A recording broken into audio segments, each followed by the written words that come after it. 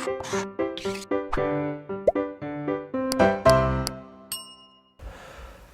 Students, welcome back to blueprint digital. आज की इस वीडियो में हम तंत्रिका आवेग यानी कि नर्व इंपल्स तथा उसका न्यूरॉन्स में संचरण के बारे में पढ़ेंगे। वीडियो को स्टार्ट करने से पहले हमारे चैनल को सब्सक्राइब करें और बेल आइकन दबाना न भूलें, जिससे हमारे लेटेस्ट वीडियोस की नोटिफिकेशन आपको प्राप्त होती रहे। अब हम आज के टॉपिक पर आते हैं। सभी नर्व फाइबर्स जो होते हैं वो स्टिमुलेट होने पर नर्व इंपल्स यानी कि तंत्रिका आवेग का संचरण करते हैं। लेकिन तंत्रिका आवेग है क्या? कि जो नर्व फाइबर है यानी कि एक्सॉन है, उसकी संपूर्ण लंबाई पर जो टोटल सभी मिलाकर फिजियो इलेक्ट्रोकेमिकल चेंजेस होते हैं, उन सब को हम क्या बोलते हैं? तंत्रिका आवेग यानी कि नर्व इंपल्स कहते हैं। तो यानी कि नर्व फाइबर यानी कि एक्सॉन की संपूर्ण लंबाई में होने वाले सभी फिजियो इलेक्ट्रोकेमिकल परिवर्तनों को हम तंत्रिका आवेग नर्व इंपल्स कहते हैं। नर्व इंपल्स का जो कंडक्शन होता है, उसके लिए नर्व इंपल्स विशेष संरचना प्रदर्शित करती है।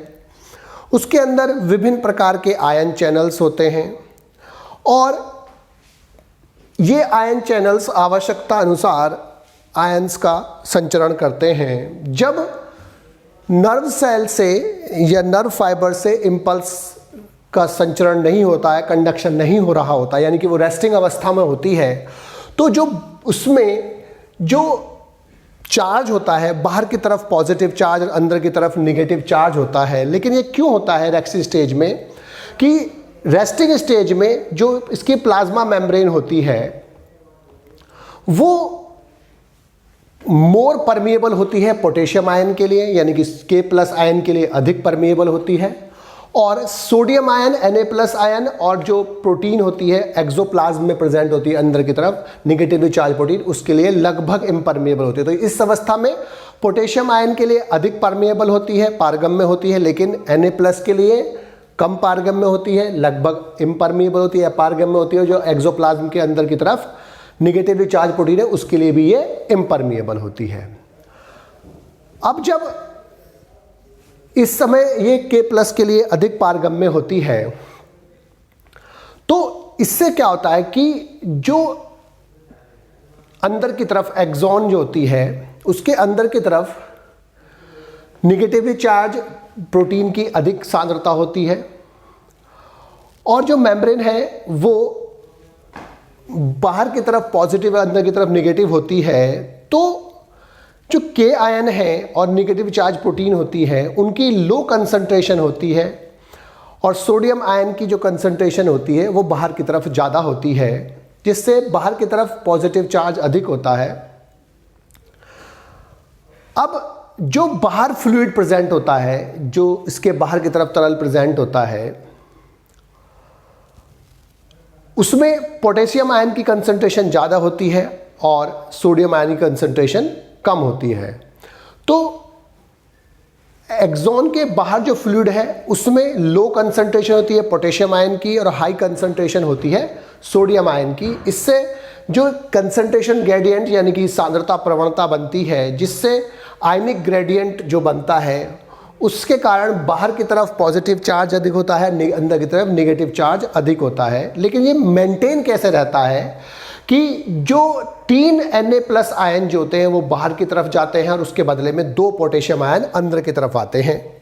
तो 3 Na आयन बाहर की तरफ जाते हैं और उसके बदले में 2 पोटेशियम आयन अंदर आते हैं। तो हमें 2 बातें समझ में आई कि जब रेस्टिंग स्टेज में जब नर्व सेल से इंपल्स का कंडक्शन नहीं हो रहा होता है, तो जो पोटेशियम आयन उसके लिए अधिक परमिएबल है, सोडियम के लिए लगभग इम्परमिएबल, और जो एक्सोप्लाज्म में जो निगेटिवली चार्ज प्रोटीन है उसके लिए भी इम्परमिएबल होता है। और बाहर की तरफ पॉजिटिव चार्ज मेंटेन रहता है, अंदर की तरफ नेगेटिव चार्ज मेंटेन रहता है। क्यों रहता है? कि जो बाहर की तरफ फ्लूइड है उसमें सोडियम यानी कि Na+ की सांद्रता अधिक होती है, जबकि अंदर की तरफ सोडियम आयन की सांद्रता कम होती है। क्यों होती है? और पोटेशियम आयन और sodium ion sodium potassium pump से 3 सोडियम आयन बाहर जाते हैं और उसके बदले में 2 पोटेशियम आयन अंदर आते हैं, जिससे बाहर की तरफ जो फ्लूइड होता है या बाहर की तरफ जो इन्वायरमेंट है उसमें पॉजिटिव चार्ज अधिक हो जाता है और नेगेटिव चार्ज कम हो जाता है।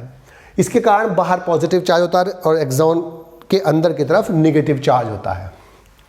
जब इम्पल्स का कंडक्शन होता है, यानी कि तंत्रिका आवेग चलता है, यानी कि जो सूचना होती है उसका संचरण होता है, तो जो ये स्टेज है इसे हम रेस्टिंग पोटेंशियल बोलते हैं।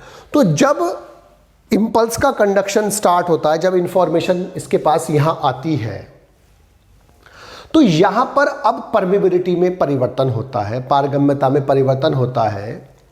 अब जो ये मेम्ब्रेन होती है वो अधिक परमिएबल हो जाती है, फ्रीली परमिएबल हो जाती है सोडियम आयन के लिए। इससे क्या होता है कि जो Na+ आयन है वो तेजी से अंदर आते हैं और इसके अंदर आने से जो बाहर की तरफ है वहां पर पॉजिटिव चार्ज कम हो जाता है, अंदर की तरफ पॉजिटिव चार्ज अधिक हो जाता है, जिसके कारण बाहर की तरफ नेगेटिव चार्ज हो जाता है और अंदर की तरफ पॉजिटिव चार्ज होता है। अर्थात अब चार्ज पहले से उल्टा हो गया है, रिवर्स्ड हो गया है, और इस स्टेज को हम बोलते हैं डीपोलराइज्ड स्टेज।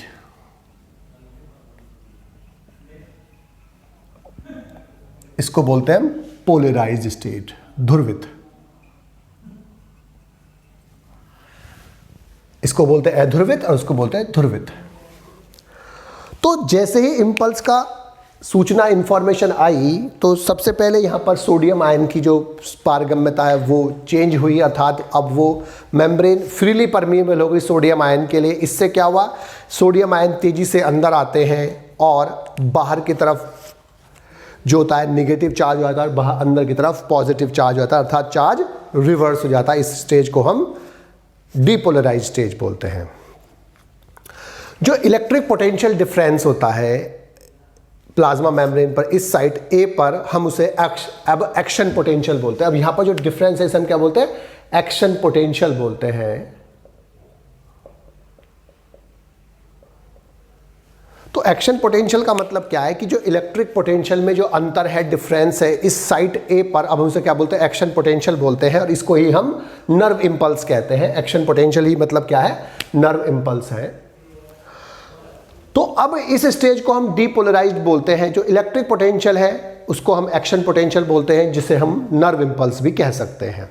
अब जो साइट बी है इसके जस्ट बराबर में, वहां पर अब पॉजिटिव चार्ज ही है और अंदर की तरफ नेगेटिव चार्ज ही होता है। अब इस स्टेज में जब यहां पर चार्ज रिवर्स है, यहां पर सेम चार्ज होता है जैसे यहां पर होता है, तो अब यहां पर जो करंट का फ्लो होता है वो इनर सरफेस में from site A to B होता है, जबकि साइट बाहर की तरफ साइट बी से ए की तरफ होता है, जिससे सर्किट कंप्लीट किया जाता है। अर्थात सबसे पहले जब सोडियम आयन अंदर आए तो यहां पर जो चार्ज था वो डिफरेंस हुआ, उल्टा हुआ, यहां पर माइनस हो गया, यहां पर प्लस हो गया, यहां पर प्लस हो गया, यहां पर बाहर माइनस हो गया। तो अब चार्ज के डिफरेंट होने से जो यहां पर पोटेंशियल में डिफरेंस है, हम उसे एक्शन पोटेंशियल बोलते हैं, यानी कि नर्व इंपल्स बोलते हैं। तो इस समय डीपोलराइज्ड स्टेज में जो करंट का फ्लो होता है वो बाहर की तरफ बी से ए की तरफ होता है, अंदर की तरफ ए से बी की होता है, जिससे सर्किट कंप्लीट हो सके। और इंपल्स का जो कंडक्शन है वो यहां से यहां पहुंच जाता है। तो अब तक जो इंफॉर्मेशन यहां तक थी, अब यहां पर जो इंफॉर्मेशन इस जगह तक थी, अब इंपल्स का कंडक्शन फिर वो आगे तक हो जाता है और यही प्रोसेस लगातार चलता रहेगा कि अब इंफॉर्मेशन यहां तक पहुंची। अब जो इसके बाद दोबारा से रिपोलराइजेशन होना है। रिपोलराइजेशन स्टेट में क्या होगा कि अब जो इंपल्स का कंडक्शन है वो यहां सी पर पहुंच जाएगा और ए और बी जो पार्ट थे वो वापस पॉजिटिव चार्ज बाहर की तरफ, अंदर की तरफ नेगेटिव चार्ज हो जाता है और इस प्रोसेस को हम बोलते हैं रीपोलराइज्ड स्टेट। तो इस तरह से जो इंपल्स आती है, इसका जो इंफॉर्मेशन आती है, स्टिमुलस के प्रति जो इंफॉर्मेशन पास होनी होती है नर्व सेल से, तो सबसे पहले जो नॉर्मल स्टेट होती है उसमें 3 सोडियम आयन बाहर निकलते हैं, उसके बदले में 2 पॉजिटिव पोटेशियम आयन अंदर आते हैं, जिसके कारण बाहर की तरफ पॉजिटिव चार्ज होता है, अंदर की तरफ नेगेटिव चार्ज होता है। इस स्टेज को पोलराइज स्टेट बोलते हैं, जब नर्व सेल से इंपल्स पास नहीं हो रहा होता है। लेकिन जैसे ही नर्व सेल पर इंपल्स आता है, इंफॉर्मेशन आती है, यहां पर अब Na के लिए परमेबिलिटी चेंज हो जाती है, और परमेबिलिटी चेंज होती है, सोडियम आयन अंदर आने लगते हैं, और सोडियम आयन के अंदर आने से अंदर की तरफ पॉजिटिव चार्ज डेवलप होता है, बाहर की तरफ नेगेटिव चार्ज डेवलप होता है, और इस स्टेज को हम डीपोलराइज स्टेट बोलते हैं, अध्रुवित अवस्था बोलते हैं।